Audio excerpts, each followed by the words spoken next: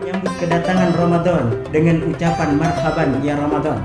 Artinya kedatangan Ramadan itu orang yang memperoleh kesempurnaan puasa adalah orang yang bisa melaksanakan puasa karena dasar tiga tadi. Pertama, karena iman. Apabila rasa cinta ini sudah timbul dalam hati kita pada Allah Subhanahu, maka di dalam kondisi yang menakutkan sekarang ini, ketika kita tenang, jiwa kita tenang, mentalitas kita tenang menghadapi situasi, kembali kepada Allah, kita mohon ampun kepada Allah, dan kita berniat sungguh-sungguh. Apa yang menjadikan tolok ukur keberhasilan seseorang melaksanakan ibadah puasa? Harus meningkatkan kualitas sabar dan ikhlasnya pada tataran aktual.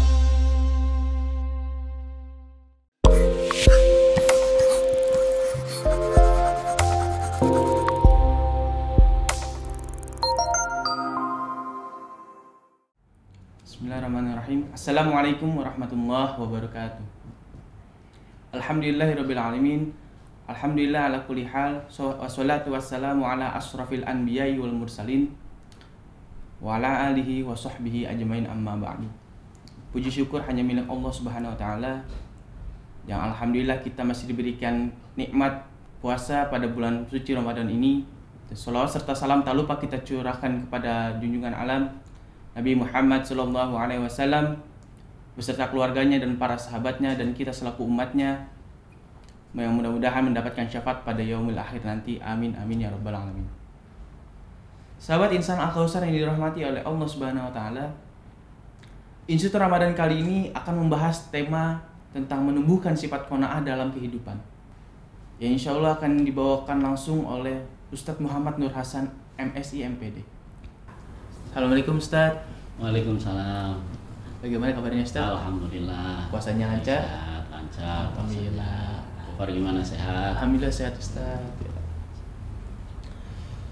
Ustadz, sebelum masuk ke materi, mungkin yang saya tahu itu sifat qanaah itu hanya cukup, yang artinya itu cukup ya. Hanya cukup saja gitu. Jadi mohon bahas lebih dalam lagi. Maksudnya apa? Cukup dalam artian apa gitu Ustaz? Dipersilakan Ustaz. Terima kasih Kak Gofar. Bismillahirrahmanirrahim. Rabbi shrah li sadri wa yassir li amri wahlul 'uqdatam min lisani yafqahu qawli. Sahabat Insan Al-Kausar yang Allah muliakan, Kak Gofar, mudah-mudahan kita sehat walafiat semua dalam keadaan puasa. Tadi disampaikan oleh Kak Gofar tentang qanaah, bahwa tentu ini semua ada garisannya yang Allah berikan dan contohnya oleh Rasulullah. Di dalam Al-Quran ada ayat yang bunyinya wa ma min dabatin fil ardi illa 'alallahi rizquha. Jadi seluruh makhluk hidup alam semesta ini rizkinya sudah ditentukan oleh Allah. Termasuk manusia ketika di alam rahim sudah ada penentuan rezekinya nanti.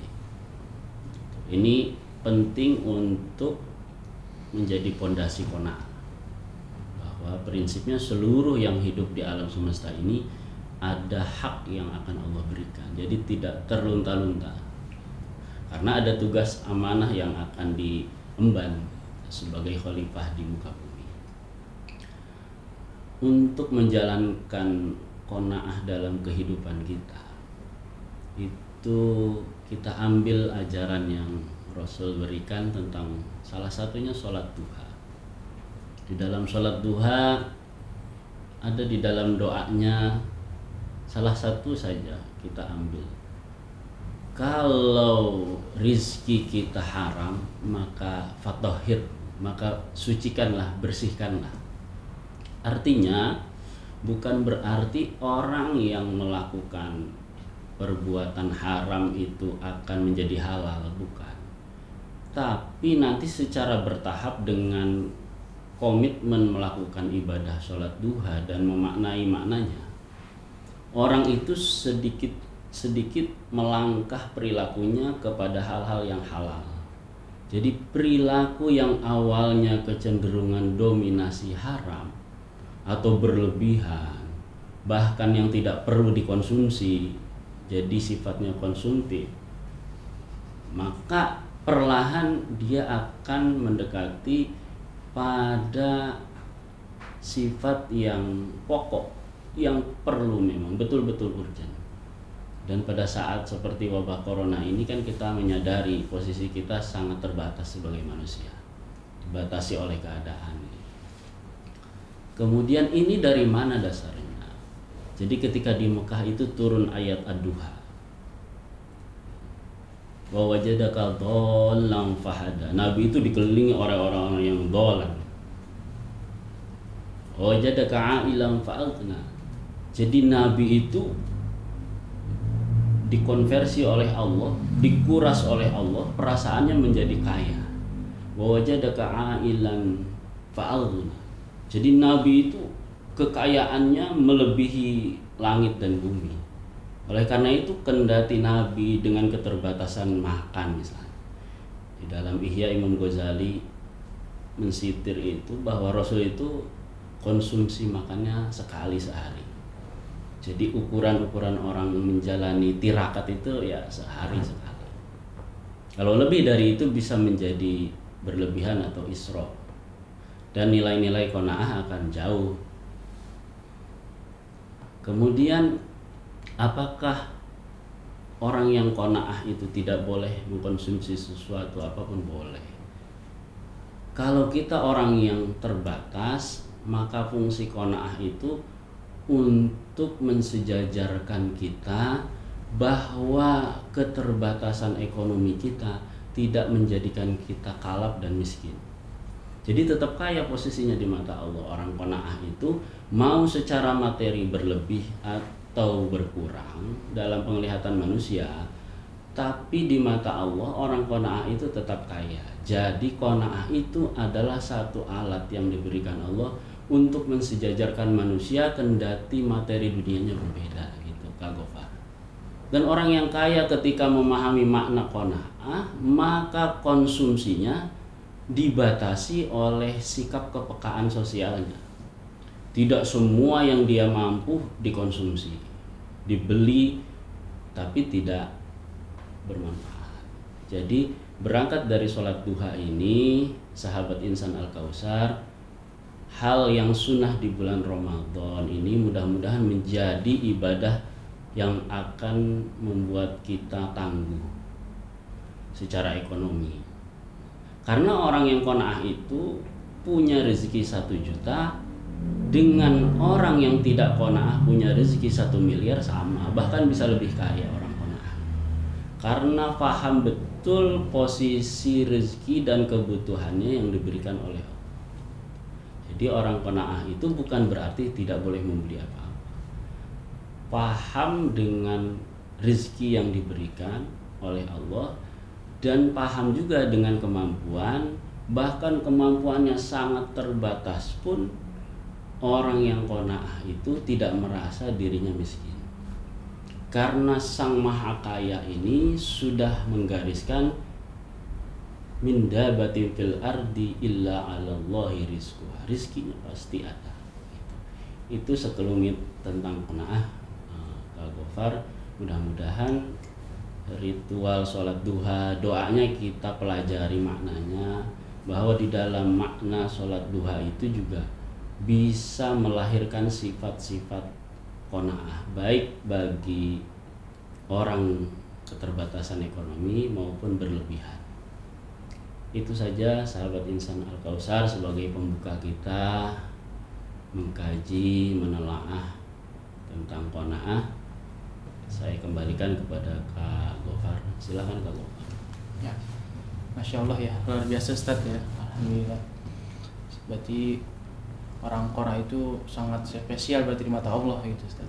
Ya Ustaz, saya ada pertanyaan ya, dari via WhatsApp gitu. Silakan. Tadi bacakan Ustaz. Sifat qanaah itu diperuntukkan untuk orang miskin atau orang kaya Ustaz? Dimohon untuk silakan. Terima kasih Kak Gofar dan penanya sahabat insan Al-Kautsar yang Allah muliakan. Qanaah itu ya diperuntukkan untuk kita semua. Karena qanaah itu Allah tadi digariskan dalam Al-Quran, kemudian Allah contohkan kekasihnya, Sang Maha Qanaah. Bagi orang yang keterbatasan ekonomi, katakanlah orang miskin misalnya, dalam pandangan manusia, itu fungsi qanaah sangat luar biasa. Orang yang memiliki keterbatasan ekonomi itu tidak akan kalut, terhimpit ekonominya tidak akan kalut. Kita dalam keterbatasan apapun tidak akan kalut ketika kita sudah melatih qanaah dalam kehidupan sehari-hari. Baik itu ilmu, memang identik qanaah dengan kekayaan dan harta, tapi juga yang lebih adalah bagaimana qanaah dalam hati kita. Jadi qanaah itu dia akan memiliki qanaah yang sesungguhnya ketika bisa hatinya menerima apapun keputusan Allah. Bagi orang yang terbatas tadi, maka dia akan paham betul dan tidak akan iri terhadap orang yang kaya secara materi, karena sudah mencukupkan dirinya sesuai dengan kadar ukuran Allah tadi. Di sholat duha kan begitu. Jadi tidak ada orang miskin yang kalap berbuat perbuatan haram untuk mencari makan, karena sudah dilatih di situ.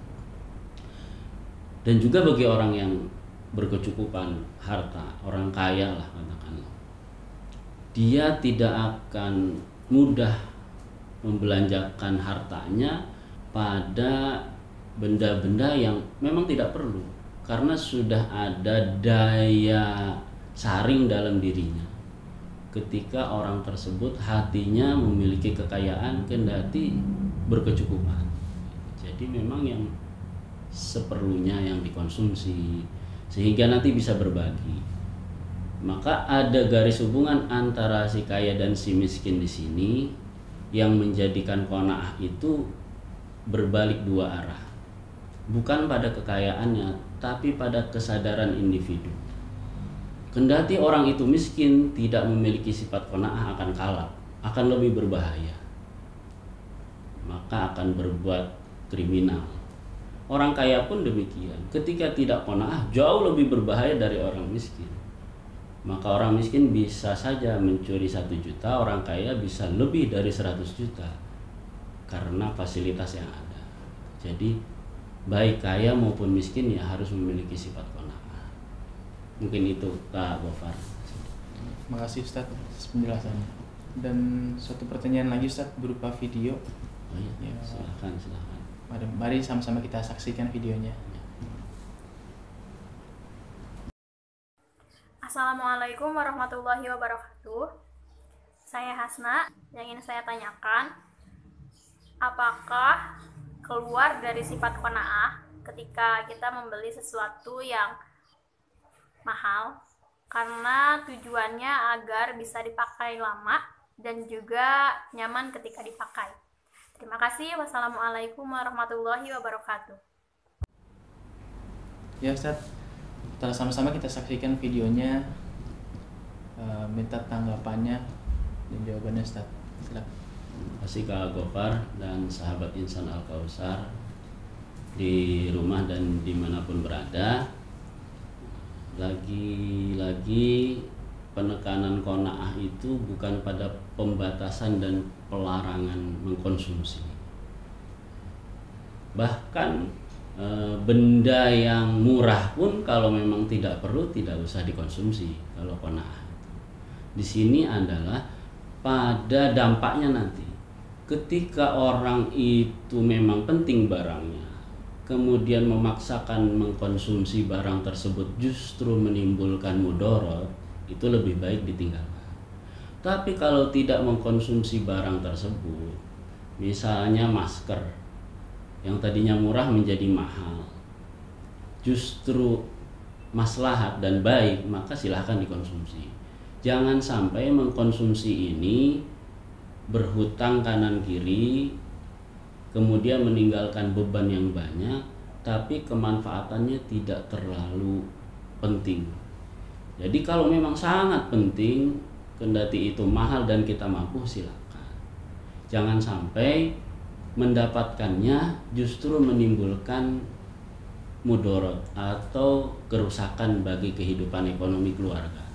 Jadi silahkan saja, kalau memang barang itu sangat penting, apalagi untuk pendidikan dan yang lainnya untuk kemasyarakatan, dipersilahkan, tapi jangan sampai membebankan diri sendiri.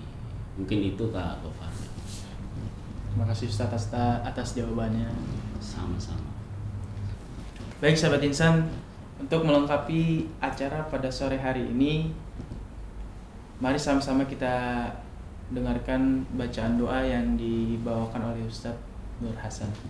Pada Ustaz, dipersilakan.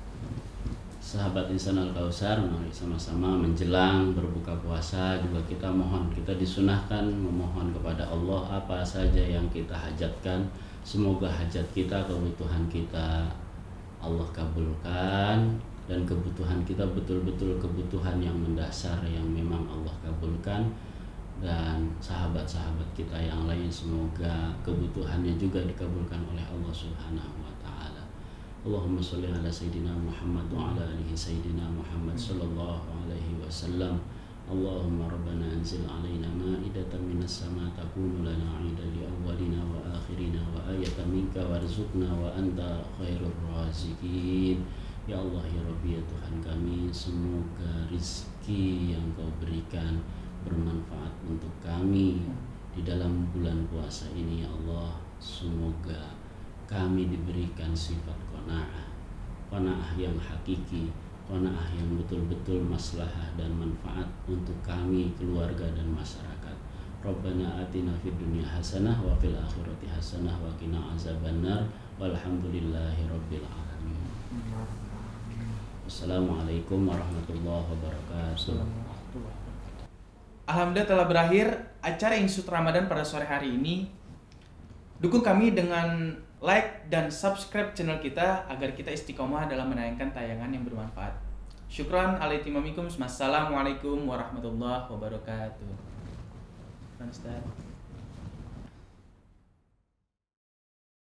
فَإِذَا مَسَّ الْإِنسَانَ ضُرٌّ دَعَانَا ثُمَّ إِذَا خَوَّلْنَاهُ